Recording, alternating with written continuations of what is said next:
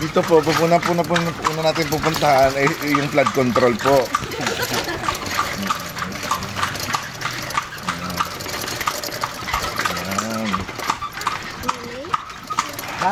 Gusto nyo rin bumili ng longganisa sa kabagnot dito sa Bigan. Pagpauwi na lang po. Pagpauwi na lang po, mag-iikot pa. Dalhin kayo sana sa gawaan kung bibili na kayo.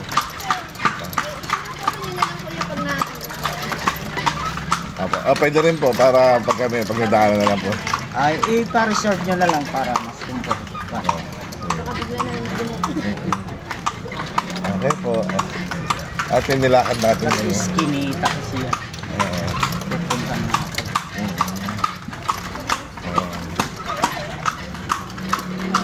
Kung may rep sa tinutuluyan nyo, pwede rin naman. Pwede nyo i-rep sa longganisa. Oo. Ay, ito pala yung tulis eh. So, ito po yung kalyat ni Salaga po. Ito yung tinatawag nilang Heritage Village. Itong street na to po. So, lahat ng mga bahay mga to, mga luma to, residential ng mga Spaniard dati noon po. So, nung pumunta ng mga Spaniard dito po, 1572. Nung napatalsik sila, 1930s na po. So, ilang dekada sila dito. Matagal-tagal sila dito. Kulang sa 400 years.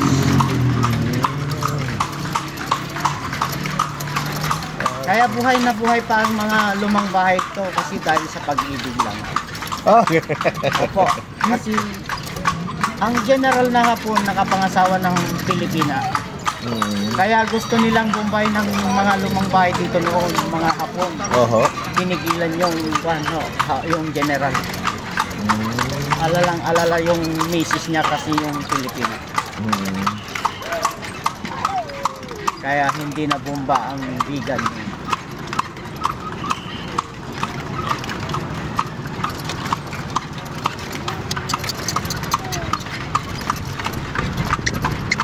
May parada dito. Ito yung sir, naka-parking, pila-pila dito.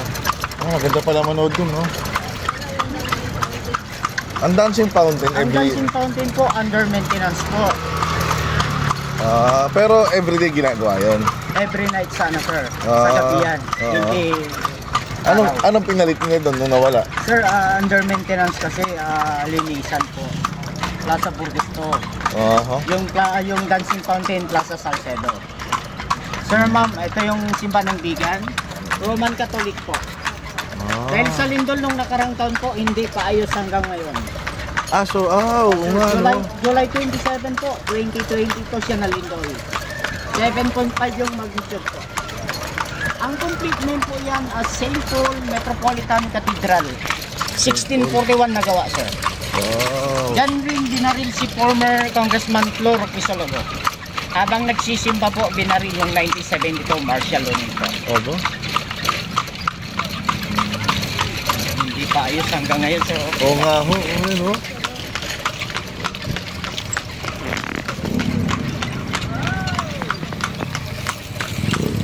Yan yung concert Plaza Salcedo, ma'am. Diyan sana yung dancing fountain. Dito? Sir. Kaso lang under maintenance. Sir, dyan rin pinatay si Gabriela Silang po nung during the Spaniard. Dito. Dyan? Opo, at saka apat na opisyalis niya. Dyan sila pinatay. Okay. Ito, Tirano Obispo, sir, hanggang ngayon, Bishop Palace. 1783 na go. Bishop Palace daw yan. May gumungo doon.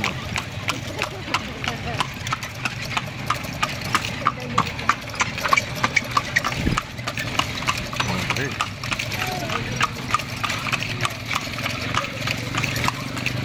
Buti yung marami rin pala natira dito during 7.5, no? 7.5 kasi yung magnitude. Ito po, dating school to. Nung una, Rosary College, babae lang nag-aaral dati yan. Kasi Rosary. Oo nga. Yung sponsor, napalitan ng St. Paul College. Inipat na kasi yung mga estudyante kasi masigit na sila dyan. Kaya commercial area na lang po.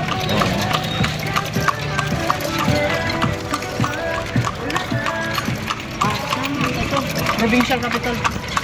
Yan ang governor. Karugtong yan, sir, bago. Itong bago. po. Ito yung Yung luma. luma.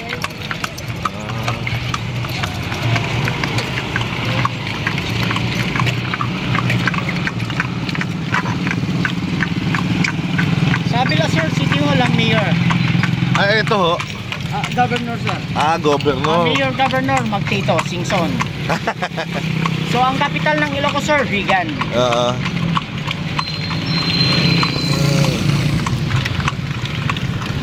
Magkatabi lang pala sila. So kapag nag-lunch sila, nakikita pa kaya sila? Sila lang naman sir. Singson lahat to. Singson lahat? Opo sir. Yung tatlong anak ni sa Chavit sir, Vice Governor, Congressman at saka Mayor. Hindi naman, hindi pala halatong dynasty, no?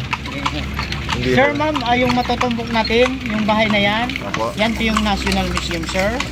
Sir, kilala niyo yung tatlong paring martyrs ma'am, yung Gomborza, Gomez, Burgos, Zamora. Opo. Sir, si Burgos lang taga rito. Yan ang bahay ni Burgos. Ay, yan. Yan mismo pinanganak. Sir, pinanganak ng February 9, 1837. Sir, late na kay sa oras, 9 to 5 to. Okay lang. Open for public yan sir, libre lang pa. Ay, talaga. Kaso lang late na kay sa oras.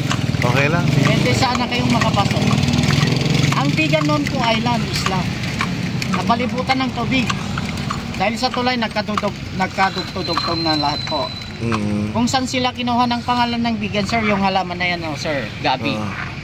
Biga, ganyan lumaki, sir, oh. Okay. Yung pala yun, oh. Yung mga history. Sir, sa kabila, birthplace ni President LBJ Quirino. Yung bahay na yun? Video. Sir, kung saan pinanganak si President LBJ Quirino, sir, dating kulungan yun. Ito? Kulungan dati yan. So bahay niya muna? Sir, dating kulungan. Kasi yung father niya, jail warden. Warden ng Macau. Kasi nung dinalaw niya yung asawa niya, yung jail warden, yung babae, buntis na siya dyan, inabot ng anak. Kaya naging bahay nila? Ay, hindi sir. Dyan lang inabot ng anak sa kulungan. Okay. Nice story, Kaya si President LBJ Quirino sa kulungan siya pinanganak nung November 16, 1890. Opo.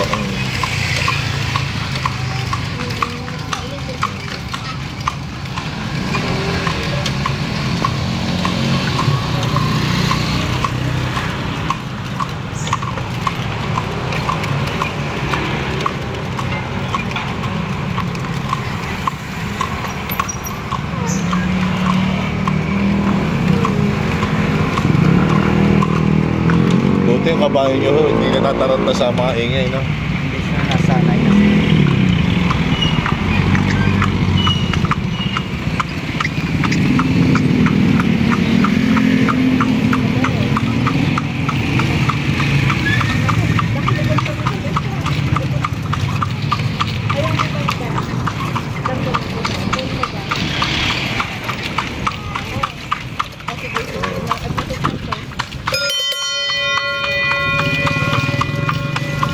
Break time?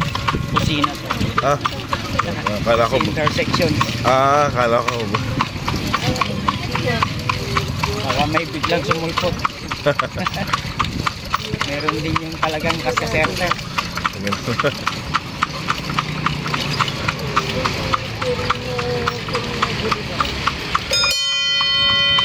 Yan.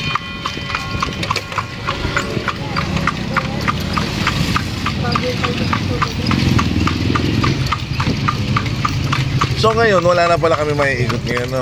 Sir, Sa ngayon, ngayong gabi wala na, no? Wala na kami maiikot. wala na sir. Sa Calle Crisologo na lang sir. Pero walang nakalabas sa mga kainan. Wala sir talaga. Maganda yung dati, nakalabas yung kainan, no? Pag umulan sir, may dining sila sir. Pag umulan? Pag umulan, walang lamesa sa labas. Opo. Pag hindi umulan sana sir, may dining. Paano oras naman po yun? 6 po, alas 6 ng hapon. Ano oras na ba? Open na yung mga dining sila. Labasan na yung mga lamesa. Kanina sir, umulan kasi kanina dito. Kaya nga, pero kaya maglalabas pa kaya sila? Ewan ko lang siya.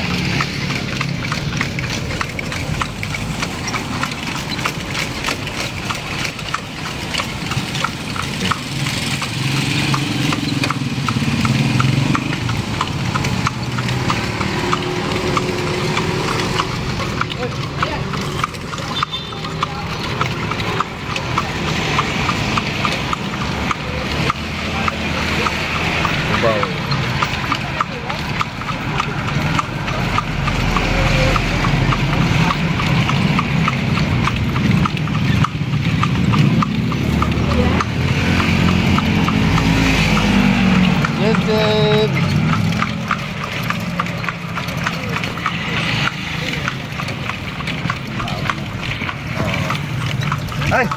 Wow, may ilaw. Wow! Hindi dapat dito si Jenjen eh, pero nga si Jen. Pero